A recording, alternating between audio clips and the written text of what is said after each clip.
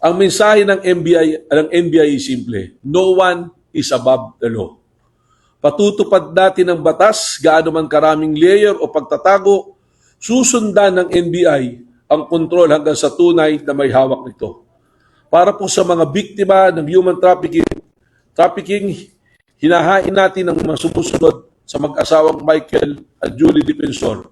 Qualified trafficking in person sa ilalim ng Section 4A at L, kaugnay ng Section 6C ng Republic Act 5208 as amended sa mga opisyal ng Clee Point at Serene Blue Hotel, Section 5A sa pagpayag na magamit ang lugar para sa trafficking. Bilang huling paalala po, itinuturing natin na inosente ang lahat ng nasasakdal, kasama na po ang pamilyang Defensor at si Mike Defensor, hanggang mapatunayang nagkasala sa hukuman.